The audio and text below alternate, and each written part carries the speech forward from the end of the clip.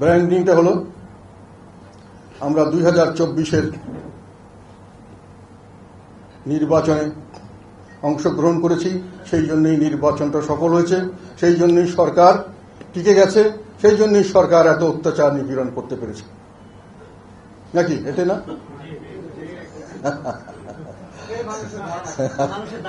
এই ধারণাটা 24-এর নির্বাচনের পরের দিন থেকেই দেওয়া শুরু হয়েছিল। আমি জিনিসটাকে ওইভাবে গ্রহণ করিনি, যদিও বারংবার বিভিন্ন বক্তব্য বিবৃতিতে এটা আমি ক্লিয়ার করার চেষ্টা করেছিলাম, কি হয়েছে, কেমন করে হয়েছে, কি হয়নি, বা কিছু কি হতে পারতো, সবগুলো উত্তর আছে। কিন্তু যেহেতু আমাদের এই প্রচারণাটা হয়তো সঠিকভাবে হয় নাই, আর আমাদের বিরুদ্ধে যে প্রচারণাগুলো হয়েছে সেটা খুব সুন্দরভাবে সাজানো গোছানোভাবে হয়েছে, সহজ জিনিস, সহজ সরল জিনিস মানুষের মধ্যে ঝট করে ঢুকে যায়, এটা মানুষের মাথায় ঢুকে গেছে। তারা নির্ভর থাকতো না, তাহলে এত অত্যাচার অবিচার করতে পারতো না। কাজে এই সব অত্যাচার অনিচারের জন্য দায়ী হলো জাতীয় পার্টি এবং জিএম কাদের, ফাঁসি দেওয়া উচিত, ইত্যাদি ইত্যাদি নানান কথা। আপনাদেরকে আমি বলতে চাই, প্রথম কথা, আমরা যদি নির্বাচন না করতাম তাহলে কি নির্বাচন হতো না?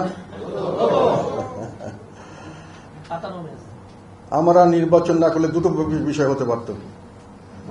একটা হলো যেটা থেকে আমাদের প্যারালালে আর একটা দল সরকার তৈরি করেছিল, দালাল পার্টি, যাদেরকে তৈরি করা হয়েছিল আমাদেরকে স্বাধীনভাবে কাজকর্ম দেওয়ার জন্য, বাধা সৃষ্টি করার জন্য। তাদেরকে সম্পূর্ণ অবৈধভাবে জাতীয় পার্টির লোগো, জাতীয় পার্টির সিম্বল, জাতীয় পার্টির সমস্ত কিছু ব্যবহার করতে দেওয়া হয়েছিল। তারা সভা সমাবেশ করত, তারা টেলিভিশনে কভারেজ পেত জাতীয় পার্টির নেতা হিসেবে, এবং তারা আমাদের বক্তব্যের ফেক উল্টা বক্তব্য দিত, জনগণের মধ্যে বিভ্রান্তি সৃষ্টি করত। জাতীয় পার্টির রাজনীতিকে আমরা বুঝি না, জাতীয়ের মধ্যে ভাগাভাগি, জাতীয় পার্টির কোনো ভবিষ্যৎ নয়। এই কথাটি সরকার করেছিল, আওয়ামী লীগ সরকার 2014 থেকে শুরু করেছিল, যখন তারা ক্ষমতায় অধিষ্ঠিত হয়ে দানবে রূপান্তরিত হয়েছিল। তারপর থেকে তারা দুটো জিনিস বলতে চায়, রাজপথ থেকে দূরে রেখেছে, দাবি দাবাদের থেকে দূরে রেখেছে, জোর করে ঘরে ঢুকিয়ে দিয়েছে, তাদেরকে মামলা মোকদ্দমা করে তাদেরকে ঘর ছাড়া করেছে। আর যখনই আমরা রাজনীতি করতে চাই তখনই আমাদের থেকে রাজনীতি ছুটিয়ে নেওয়া হয়, এবং তখনই আরেকটি গ্রুপ দিয়ে, সেখানে তারা দালাল পার্টি দিয়ে, তারা 2014 থেকে এরা শুরু হয়েছে, এবং এখন পর্যন্ত লাস্ট পর্যন্ত 2024-এ এসে এই একই খেলা, যে আপনি যদি নির্বাচন না করবেন আরেকজন নির্বাচন করবেন। তো প্রথম কথা হলো, আমি বলতে চাই যে তাহলে যদি আমরা না করতাম হয়তো আরেকটা গ্রুপ দিয়ে করানো হতো জাতীয় পার্টিকে, কিন্তু আমাদের জাতীয় পার্টি নাম যেত, কিন্তু জাতীয় পার্টি যেত না, জাতীয় পার্টির দেহ প্রাণ যেত না, জাতীয় পার্টির নামটা ব্যবহৃত হতো এবং নির্বাচন হয়ে যেত। তারপরেও যদি না হতো, আরেকটা কথা বলতে চাই, আমি দেশের যারা নিরপেক্ষভাবে বিশ্লেষক এবং বিদেশি কূটনীতিক, যারা এই সমস্ত অবস্থান নিয়ে যারা গভীরভাবে যারা গবেষণা করেন বা যারা বিবেচনা করেন, তাদের প্রায় প্রত্যেকের সঙ্গেই আমি আলাপ করেছি, এবং যারা এই সরকারকে পছন্দ করতেন না এবং নির্বাচন তারা হোক সেটা চাইতেন না, তারাও বলেছেন এই নির্বাচন ঠেকানোর কোনো উপায় নেই, তোমরা নির্বাচনে গেলেও হবে, না গেলেও হবে। কেননা Sheikh Hasina A team, Awami League B team Awami League তৈরি করেছে। তাছাড়াও আর দুই একটি রাজনৈতিক দলকে উনি তৈরি করে ফেলেছিলেন, জাতীয় পার্টি যদি না আসে তার অল্টারনেটিভ উনি তৈরি করে ফেলেছিলেন, এবং সেটা হয়ে যেত এবং সরকার চলতেই থাকত। তথাপি আমাদেরকে ওনারা জোর করে নামালেন কেন? আমি এটা বলছেন যে আমাদেরকে নামানোটা জোর করে নামানো হয়েছে। একটা হলো, আমি তখনও বলেছি, পরোক্ষভাবে, মানে একটা প্রেশার ক্রিয়েট। যেদিন আমি বলছি নির্বাচনে যদি আপনি ঘোষণা না দেন, এখন প্রসেসে না যান, আপনি ক্যান্ডিডেট বাছাই নাই করেন, তাহলে আরেকজনের হাতে আমি ভার দিয়ে দেব, ওনারা নির্বাচন করবে, ওনাদের ব্যবস্থা করবে, জাতীয় পার্টি ওখানে চলে যাবে, জাতীয় পার্টির দল হিসাবে নির্বাচনে যাবে, আপনারা যাবেন না, আপনার মেইন দল যাবে না, কিন্তু অফিসিয়ালি জাতীয় পার্টি যাবে। ফলে আপনাকে প্রসেস করতে হবে, প্রসেস করবো। আমি বললাম প্রসেস করবো কিভাবে? আমরা তো নির্বাচনে গেলে নির্বাচন তো হতে হবে, তো নির্বাচন হবে না, সিলেকশন হবে। বলে না, আমরা সেই ব্যবস্থা করব। তখন তারা আমাদেরকে নেগোসিয়েশনের নামে কথা বলল, কিভাবে করা যায়, কিভাবে করলে আমরা পারবো, কতটা জায়গায় আমাদের ভালো ক্যান্ডিডেট আছে, আমরা ফাইট দিতে পারবো। কোনোখানে আমি বলিনি আমাদেরকে ছাড় দিতে হবে, কোনোখানে আমরা দাবি করিনি ছাড় দিতে হবে, টিক মার্কের নির্বাচন আমরা চাইনি। আমরা চেয়েছিলাম একটি যদি নির্বাচনই করতে হয় তাহলে সঠিক নির্বাচন করতে হবে। তারা কিন্তু আমাদেরকে অনেক কথা বলেছেন, কিন্তু আমি অন্তর থেকে বুঝতে পেরেছিলাম তারা যতই কথা বলুক, তাদের সিস্টেম সম্পর্কে আমার ধারণা ছিল হয়তো তারা এটা পারবেন না। সেই কারণে আমাকে বলা হয়েছিল যদি আপনি স্যাটিসফাইড না হন লাস্টের দিকে আপনি উইথড্র করে নেবেন, এবং আমি 17 তারিখে উইথড্র করার জন্য সমস্ত প্রিপারেশন নিয়েছিলাম 16 তারিখের মধ্যেই। সেইভাবে গোপন রেখেছিলাম যাতে করে জানলে যদি বাধাপ্রাপ্ত হই। এবং আমি প্রেসকে ডেকেছিলাম, বলিনি কেন ডেকেছি। আমি চিঠিপত্র ঠিক করে রেখেছিলাম, দুই একজনকে খালি আমাদের পার্টির দুজনকে বলেছিলাম, আমি চিঠিপত্র দুজনের হাতে দিয়ে দিয়েছিলাম। একজন হলো আমাদের রংপুরের মেয়র মোস্তফা, আর একটা হলো রেজাউল ইসলাম ভূঁইয়া, যে একজন না পেলে আরেকজন চিঠিতে দিতে উইথড্রল লেটার। আমি অফিসে এসে জিতে যাব, হঠাৎ করে টেলিফোন, 2 মিনিট কথা বলতে হবে। কথা বলতে বলতে নানান কিছু এটা ওটা, আমি বললাম আমি কোনো কিছু মানি না, আমি মনে করি নির্বাচন হবে না, নির্বাচন আমাকে যে কোনোভাবে বর্জন করতে হবে, না হলে দল শেষ হয়ে যাবে এবং আমরা রাজনীতি শেষ হয়ে যাবে, আমরা এই নির্বাচনে যাব না। তখন বাইরে এসে যখন আমি বলা হলো যে ঠিক আছে, না গেলে কিন্তু নির্বাচন আমরা যেভাবে হোক করবই, আপনি কিন্তু সমস্যা পড়বেন, ঝুঁকিতে পড়বেন, ঝুঁকি ঝুঁকি। তখনকার দিনে ঝুঁকি অর্থ বুঝো, আমরা ঝুঁকিটা কি হতে পারে সেটা বুঝি না, তবে ঝুঁকিটা বড় জিনিস, ক্ষতিকারক হতে পারে এটা বুঝি, সবাই বুঝি। তারপরে আমি বলেছি না, আমি নির্বাচন করব না। আমি বেরিয়ে এসে যখন প্রেসের দিকে যাব, তখন দেখলাম যে আমার সামনে সমস্ত ব্যারিকেড, এবং আমার সামনে শুধু না, সারা অফিসে দিয়ে ব্যারিকেড, চারপাশে গলিতে ব্যারিকেড, শত শত পুলিশ এবং বিভিন্ন বাহিনী, আমরা তাকে চিনিও না, তারা এসে রাস্তা কেউ ঢুকতে পারবে না, বেরোতে পারবে না, সব কিছু দরজা জানলা বন্ধ করে দেওয়া হলো। তাহলে নির্বাচনে আমাদেরকে না হলো কি গায়ের জোরে। এটার কি আমি কথাটাকে সত্য বলেছি নাকি? এখানে যারা ছিলেন, অফিসে যারা ছিলেন এবং যারা আশেপাশে ছিলেন, এবং যারা আমার সঙ্গে পরবর্তীতে, আমি 28শে এপ্রিল আমি পরবর্তী মিটিংয়ে বলেছিলাম যে একটা হলো যে আমাদেরকে পরোক্ষভাবে প্রেসার দেওয়া হয়েছে, যেটা হলো একটা দল ভাগ করে সেখানে, আর একটা হলো প্রত্যক্ষভাবে আমাদেরকে বাধা দেওয়া হয়েছে বিভিন্নভাবে। সেটা আমি পরিষ্কারভাবে বলিনি, কারণ সেই পরিস্থিতিতে আমাকে জোর করে এরকম করে করা হচ্ছে, এটা বলা ওই রকম ধরনের। তবে যারা বোঝার সারা বুঝে নেবেন, এই কথাই বলেছিলাম, বলি নেই? আমাদের লোকরা জানে না, এটা সাংবাদিকরা জানে না, আর্মির লোকরা জানে না, যারা করেছে তারা জানে না, কেউ কি প্রতিবাদ করেছে? তাহলে কি হলো যে আমরা গেলেও নির্বাচন হতো, না গেলেও নির্বাচন হতো, আর আমরা যেতে চাইনি। আমাদেরকে পরোক্ষভাবে প্রেসার এবং প্রত্যক্ষভাবে প্রেসার দিয়ে নির্বাচনে নেওয়া হয়েছে। এখন তাহলে কি আমাদের কারণে নির্বাচন হলো, আমাদের কারণে নির্বাচন হওয়াতে সরকার টিকলো এবং সরকার তার ফলে অত্যাচার করলো, এই কথা কি সত্যকর কথা? আমরা কি কোনো কেন্দ্রে এখানে দায়ী? অন্যান্য দল যেভাবে দানবীয় শক্তির কাছে পরাজিত হয়েছে, আমরাও কিছুটা সেইখানে পরাজিত। সেই জন্য আমি ক্ষমা প্রার্থনা করেছি যে আমরা সামলে নিতে পারিনি, এত শক্তি আমাদের ছিল না। কিন্তু অন্যান্য দলের কাছে বলি, আমাদের প্রতিপক্ষ যারা এখন অন্যান্য দল আছেন, বিএনপির কাছে আপনারা কতটুকু পেরেছিলেন?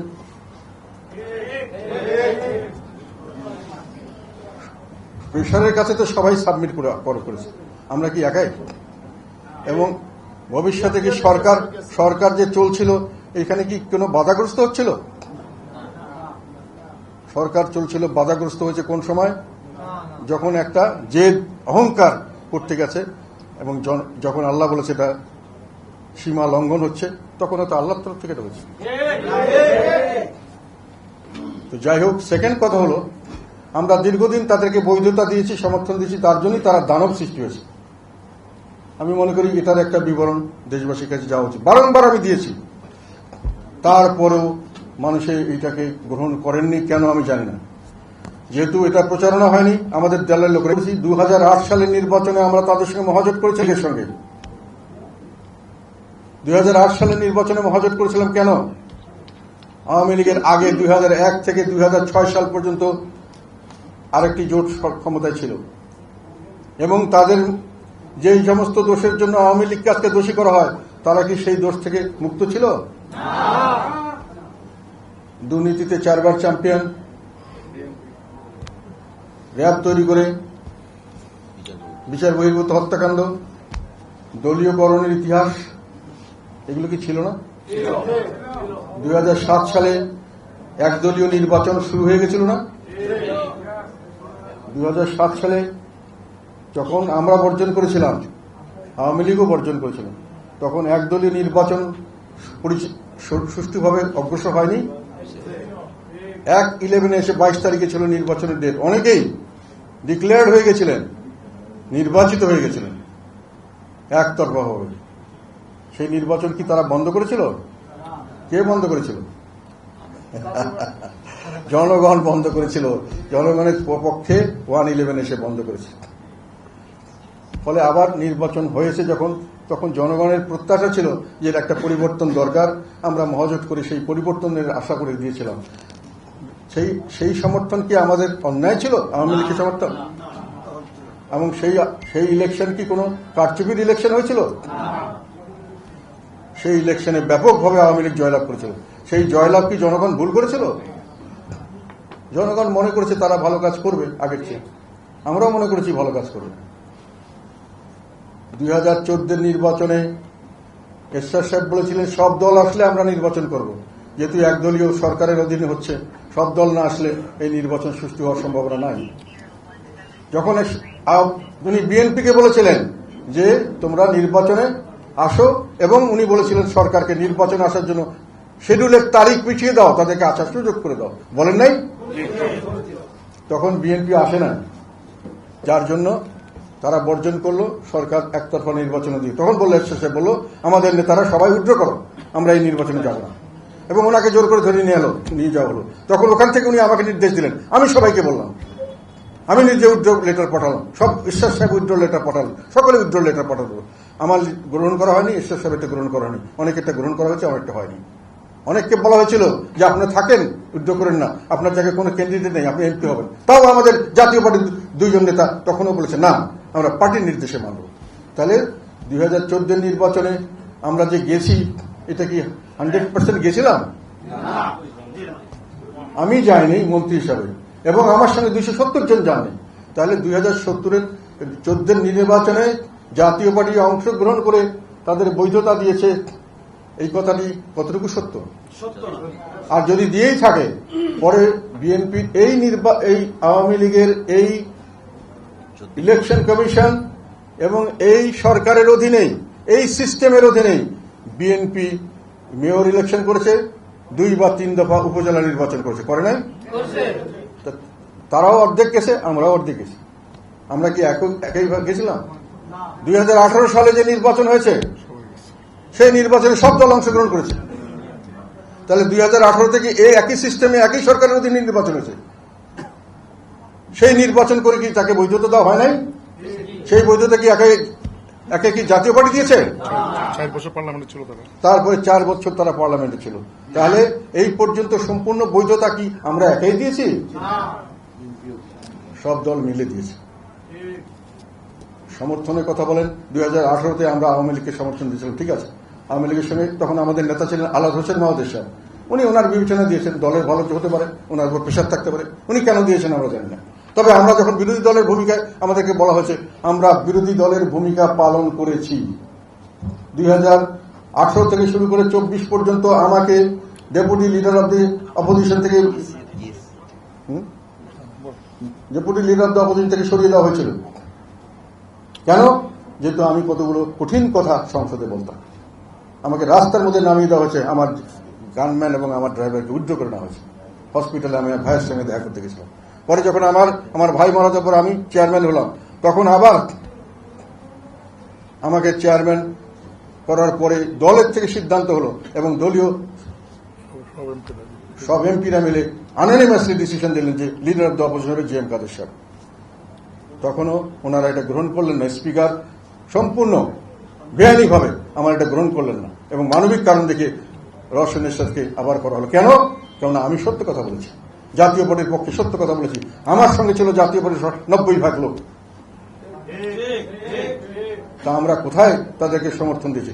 কোন অনিয়মটা সবচেয়ে বেশি কোন দল তুলে ধরেছে, কোন দলের নেতা তুলে ধরেছে, GM কাদের তুলে ধরেছে, এটা আপনারা হিসাব করে দেখবেন।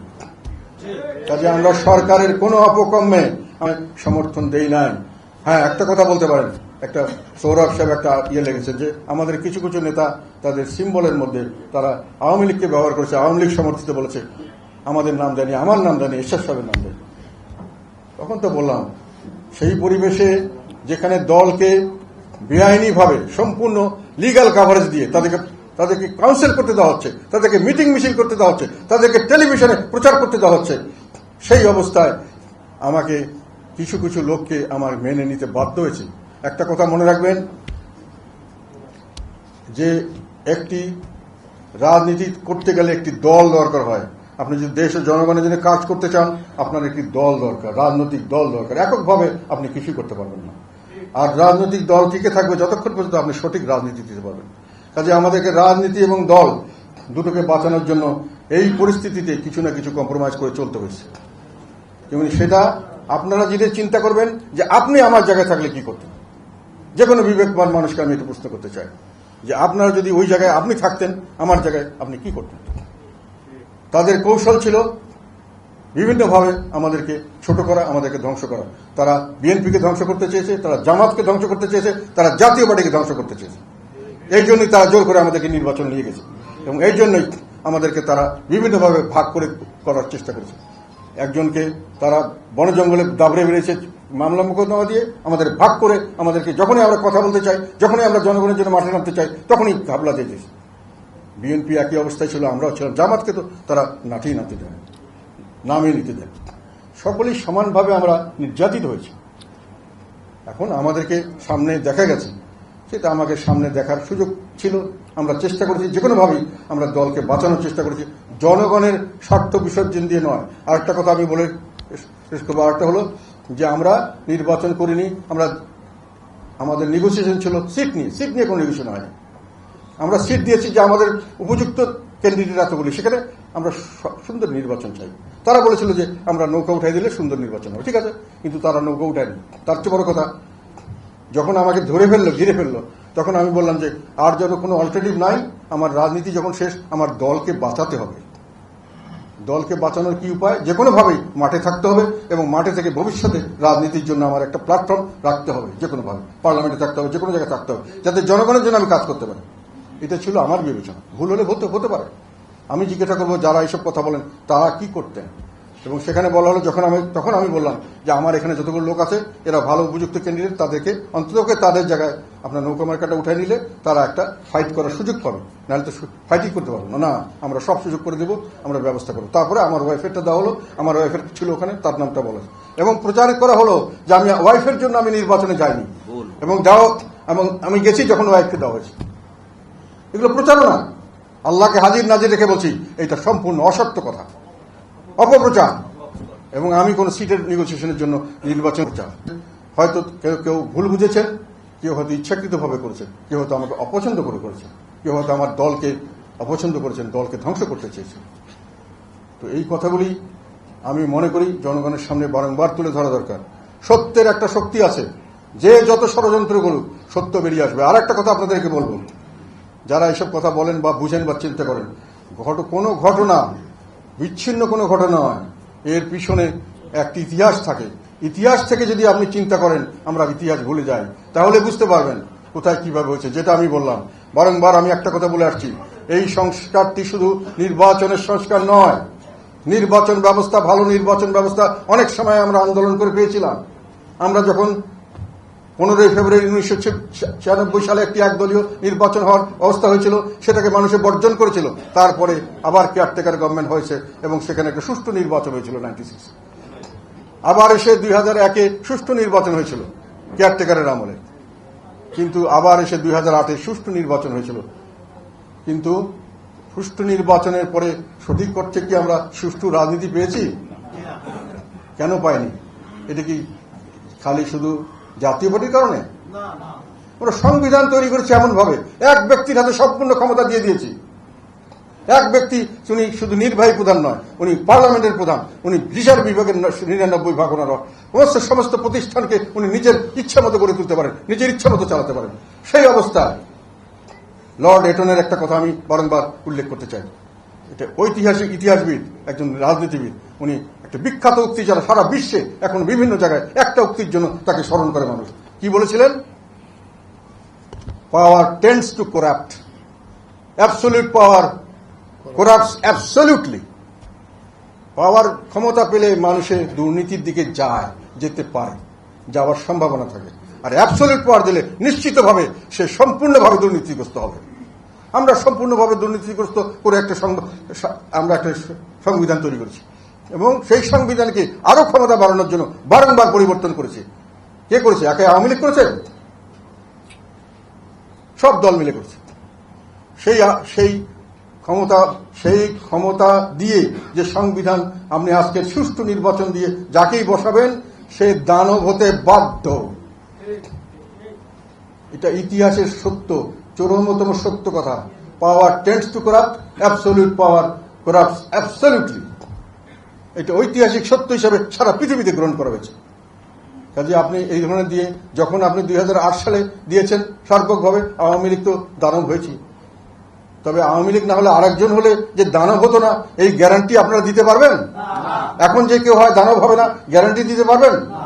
তো আমি চাই যে সুষ্ঠু নির্বাচনে শেষ নয়, আমরা সুষ্ঠু একটি শাসন ব্যবস্থা চাই, একটি সংস্কার চাই, আমরা শাসন ব্যবস্থার সংস্কার চাই আমরা, এবং নির্বাচনের আগেই সুষ্ঠুভাবে নির্বাচনের পরিবেশ চাই যেখানে দলীয়করণ থাকবে না।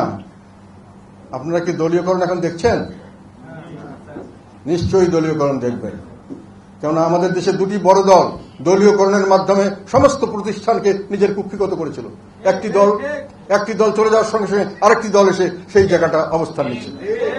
এখন আওয়ামী লীগ চলে যাওয়ার পরে আরেকজন এসে সেখানে অবস্থান নিয়ে ফেলেছে। কাজে এই দলীয়করণ কি বন্ধ হয়েছে? তা আমরা যখন নির্বাচনে যাব তখন আমাদের ডিসি সাহেব, আমাদের এসপি সাহেব, পুলিশ ইত্যাদি ইত্যাদি সবাই কি নিরপেক্ষভাবে কাজ করবে বলে আমরা আশা করতে পারি? তাহলে আমরা কি করতে হবে? এগুলোকে তো আমার দেখতে হবে। নির্বাচনটা সুষ্ঠু করার বিষয়ে তো আমাদের এগুলো খেয়াল করতে হবে।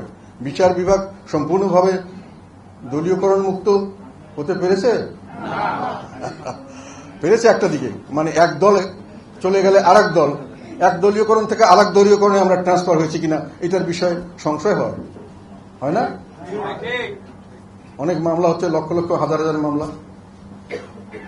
এইসব কথার জন্য আমি বলতে চাই যে এগুলো জিনিস ঠিক করতে হবে। সংবিধানের ব্যাপারে আরেকটি ব্যাপারে অনেকে অনেক প্রশ্ন করছেন। আমি একটা কথা পরিষ্কার বলতে চাই, সংবিধান পরিবর্তন করতে হবে।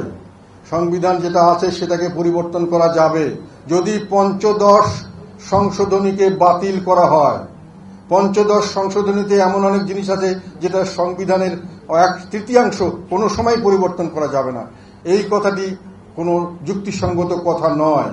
কাজেই এটার বিরুদ্ধে রিট হতে পারে, এবং এটার বিরুদ্ধে রিট হলে একটা বড় টেকনিক্যাল মিস্টেক আছে এই সংবিধান সংশোধনে।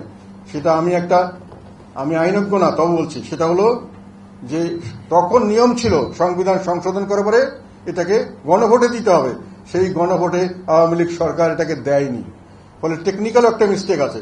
এটা যদি কেউ রিড করে, আমার ধারণা হয়তো মহামান্য বিজ্ঞ আদালত এটাকে মঞ্জুর করবেন। তাহলে যদি পঞ্চদশ সংশোধনী বাতিল হয় তাহলে অনেক কিছু পরিষ্কার হয়ে যাবে। তারপরে সেই সংশোধনে সেই সংবিধানে আপনার যে কোনো ধরনের সংশোধনী যোগ করতে পারবেন, এবং সত্যিকার অর্থে একটা গণমুখী এবং এককেন্দ্রিক পাওয়ার থেকে আমরা জবাবদিহিতামূলক পাওয়ার ক্ষমতা বন্টন, এই ধরনের একটি সিস্টেম আমরা ইভলভ করতে পারবো। এটার সমস্যা কোনো বিরাট কোনো সমস্যা হবে না। এটি হলো আমাদের স্ট্যান্ড। সেই জন্যই আমরা সুষ্ঠু নির্বাচন চাই, তার জন্য পরিবেশ সৃষ্টি করতে হবে। সেই ধরনের পরিবেশের জন্য আমরা দেখতে চাই, এবং এই কথাটা এই জন্যই বলেছি আমি যে আমরা পরীক্ষা করে দেখতে চাই। আগে আপনি লোকাল গভর্নমেন্ট ইলেকশনগুলো দেন, সেখানে দলীয়করণের প্রভাব কতটুকু হয় এটা দেখার পরেই আমরা সিদ্ধান্ত নিব যে সামনের দিকে আমরা নির্বাচনটা সুষ্ঠু হবে কিনা। আমাদের যখন ক্যান্ডিডেটরা যাবে তাদেরকে ঘরের থেকে বেরোতে দিবে কিনা, সেন্টারে মেরে বের করে দিবে কিনা, বা ডিসি সাহেবরা নিজেই একটা করে এক দলের পক্ষে সরাসরি রিপোর্ট দিবে কিনা, এটা তো আমাদের দেখতে হবে, জানতে হবে, বুঝতে হবে। ফলে ওই জিনিসগুলি আমরা নিশ্চিত হতে চাই।